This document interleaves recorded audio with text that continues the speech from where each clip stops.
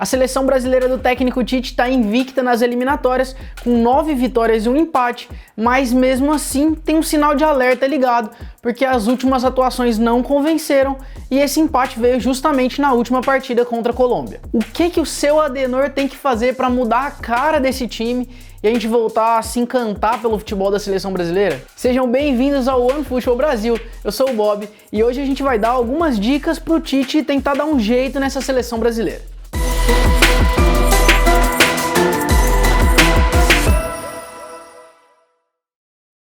Bom, muita gente acha que o problema da seleção está no banco e é justamente o técnico Tite, mas todo mundo sabe também que ele conta com o apoio interno, né, tanto dos jogadores quanto dos líderes da CBF, né, a direção da CBF. O torcedor brasileiro é exigente e deve ser mesmo, mas também não dá, né, para pensar em mudar de treinador a essa altura, faltando aí pouco mais de um ano para a Copa do Mundo do Catar.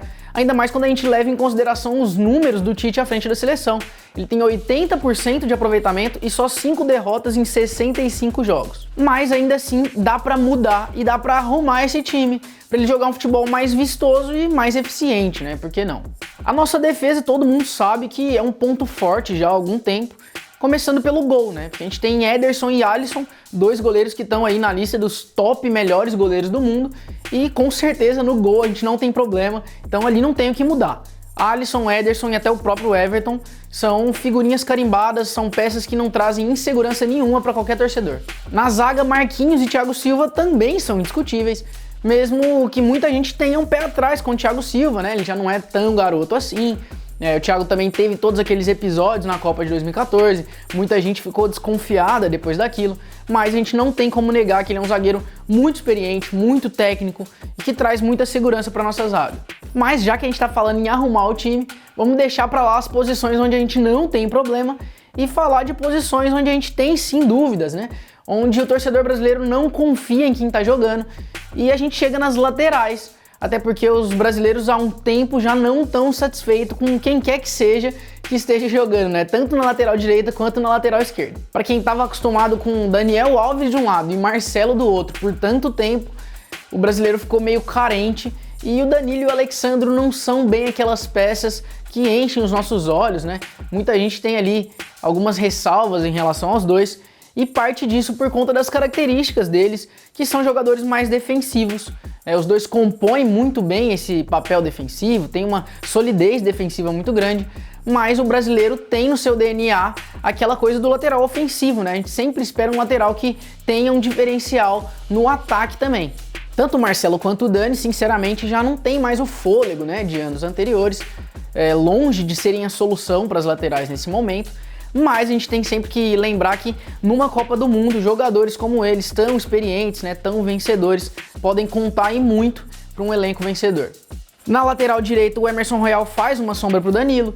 Na lateral esquerda, o Arana tá pedindo passagem. E mesmo que muita gente ache pouco, né, esses dois, eu vejo eles assumindo aí a titularidade. Principalmente se o esquema utilizado for esse que vem sendo utilizado nos últimos jogos, com essa linha de 4 na defesa. Mas uma outra possibilidade, que inclusive agrada muita gente, né, pedido de muitos torcedores, é a ideia de jogar com 3 zagueiros. O Chelsea do Thiago Silva, atual campeão da Champions League, joga assim. A Inglaterra, vice-campeã da Euro, teve uma escalação ali com 3 zagueiros em boa parte do torneio. E o Brasil tem ótimos nomes, né, ótimos zagueiros que vêm se destacando recentemente. Não seria uma má ideia. Marquinhos, Thiago Silva, Militão, que vem de uma ótima temporada pelo Real, né, vem sendo cada vez mais importante no time merengue, e o próprio Lucas Veríssimo, que também tá bem lá no Benfica e que seria aí o reserva imediato desse trio. E esse é um dos testes, né, que o Tite poderia fazer. Fica aí nossa primeira dica. A seleção tem alguns jogos das eliminatórias pela frente ainda, né, mas a vaga tá quase carimbada. Então por que não testar uma escalação, uma variação tática ali, jogando com 3 zagueiros? No meio de campo, o Casemiro é mais uma unanimidade e a ausência dele sempre faz muita falta para a seleção. O Casemiro foi cortado dessa última convocação, né, com um problema no dente, uma inflamação no dente, e o Fabinho acabou sendo titular, né, ocupando ali a mesma região do campo que ele. mas a seleção sentiu muito. O Casemiro é um cara que tem muita presença, né? Um cara que quando joga parece que é o dono do time, tem uma marcação muito forte, né? Uma pegada muito forte, ocupa muito bem os espaços e ainda por cima contribui também ofensivamente. É um cara que distribui muito bem as jogadas, sempre vai fazer muita falta. O Fabinho é um grande jogador também, mas parece que ainda sente o peso de jogar com a camisa da seleção brasileira. Pelo menos toda vez que entra como titular, o Fabinho tá sempre um pouco afoito, né? Um pouco ansioso, errando jogadas bobas ali. O que nos traz outra possibilidade. Por que não utilizar os dois juntos, né? A gente tem Casemiro e Fabinho, dois volantes que estão facilmente na lista dos melhores volantes do mundo. Não faz sentido ter um deles no banco, sendo que é justamente uma questão de encaixe e taticamente esse encaixe é perfeitamente possível.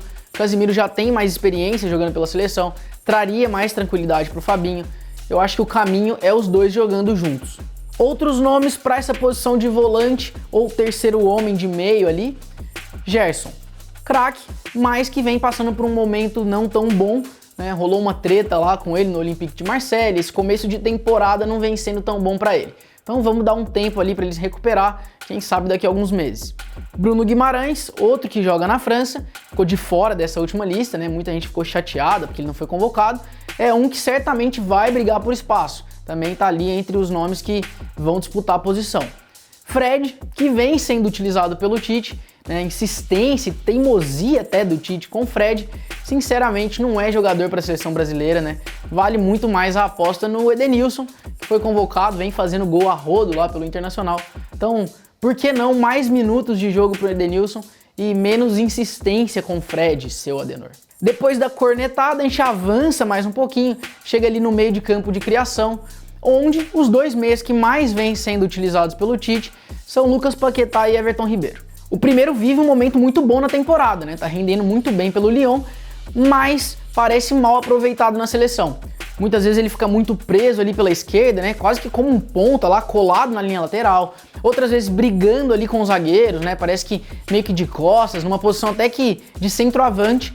E não é assim que o Paquetá rende, né? O Paquetá rende vindo de trás, ele rende quando ele vem tabelando, quando ele tem espaço para finalizar, que é como ele joga no Lyon. O Everton, sinceramente, é muito bom jogador, mas parece que é uma peça que sobra e que não encaixa nesse quebra-cabeça do meio de campo da seleção. E tem ainda a dupla Coutinho e Claudinho. Coutinho que voltou a jogar pelo Barcelona depois de muito tempo parado por conta de uma lesão. A gente sabe que o Barcelona tá em crise, né? Tá mal em todas as competições que tá disputando. Mas a gente torce também pro Coutinho voltar a jogar bem, receber outras oportunidades, por que não? E o Claudinho que foi jogar no Zenit, né, no futebol russo. Muita gente acha que depois dessa escolha ele acabou ficando um pouco mais distante da seleção, que vai ser difícil ele ser lembrado, mas sem dúvida é um que merecia mais oportunidades. A gente sabe que hoje em dia não tem muita distinção entre o meia atacante, o meia camisa 10, o ponta, né? Aquele cara que ocupa ali o último terço do campo.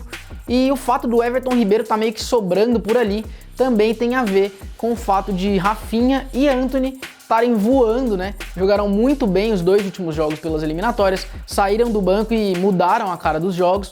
E também esses caras que jogaram as Olimpíadas e foram muito bem, né? O próprio Vini Júnior, que começou muito bem a temporada pelo Real Madrid. Esses caras vão, com certeza, acabar ocupando essas posições que estão meio que sobrando ali na frente. A gente tem, é claro, o Neymar, que nem precisaria ser citado, né? O Neymar é o cara dessa seleção, ele é o cara desse time e tem que ser assim, mas precisa melhorar, né? Todo mundo tá observando que o rendimento do Neymar nessa temporada tá um pouco abaixo do esperado, todo mundo tá comentando que ele perdeu um pouco aquela explosão, que ele tá perdendo muitas jogadas, errando passes fáceis, e a gente precisa muito do Neymar. Então, o que fica em relação ao Neymar é que não tem dúvida de que ele é titular, de que ele é indiscutível, de que ele é o craque desse time, mas ele precisa sim melhorar o rendimento. Precisa voltar a jogar bola, precisa voltar a ser o Neymar que a gente conhece. E aí, depois dessa zona meio nebulosa ali na frente, né, no meio, com Paquetá, Everton Ribeiro, Vini Júnior, Antony, Rafinha e tantos outros brigando por uma vaga junto com o Neymar, a gente chega lá no ataque, onde todo brasileiro ainda tem uma carência de um grande centroavante, onde todo brasileiro ainda questiona muito as atuações do Gabriel Jesus, mas a gente pode achar uma solução por aqui. Vai lá, mais uma dica pro Tite. Falta pro Tite olhar com um pouquinho mais de carinho para a forma como o Guardiola utiliza o Gabriel Jesus lá no Manchester City. até porque é assim que ele vem rendendo e se destacando nessa temporada, né? O Jesus foi eleito o melhor jogador do mês de setembro do Manchester City, construindo demais por lá, ajudando com gols, assistências, e o Guardiola usa ele pelo lado direito, fazendo um corredor, dando profundidade. O Jesus é um cara que tem muita intensidade, né? Muita velocidade ali pelo lado do campo. E o Tite, por vezes, insiste demais com o Jesus no meio da área, brigando com os zagueiros. A gente já sabe que ele não rende assim. Isso ficou mais que provado em Copa do Mundo, em Copa América. E a gente quer ver o Jesus jogando como ele joga no clube. Por que não testar ele por ali? Mas se não é Jesus, quem que seria nosso camisa 9? Quem que é o centroavante? O Gabigol vem se destacando já há algum tempo no Brasil, mas parece que não é o cara que vai assumir essa 9 de vez. Vale talvez uma oportunidade para o Matheus Cunha, que até tinha sido convocado, né? Tava nessa lista, mas foi cortado por conta de uma lesão na coxa. Ele deve ainda receber outras oportunidades, deve ser convocado outras vezes, vale a tentativa. Mas o principal nome ali para essa função, no momento, ainda é o Richarlison. Ele ficou fora dessa lista, né? Depois aí de uma série de convocações, né? Veio de uma Copa América, depois Olimpíadas, continuou jogando depois pelo Everton, então ganhou um descanso. Mas o Richarlison provou que é importante, né? A gente sabe que ele não é nenhum craque, mas luta demais, entrega demais em campo. Deve continuar sendo o cara por ali. Fazendo um resumão, a nossa conclusão é de que a nossa defesa é muito sólida, muito segura. A gente passou 70% dos jogos sem tomar gol com o Tite, foram só 23 gols sofridos, mas o ataque ainda tá meio mal das pernas. O Tite por vezes insiste demais, ele é teimoso demais, né, em utilizar alguns jogadores por ali. E o Brasil tá praticamente classificado para a Copa do Catar. Então a gente tem alguns jogos, né, tem uma gordurinha para queimar e essa é a hora de testar. A gente precisa testar. O time precisa chegar pronto para a Copa do Mundo.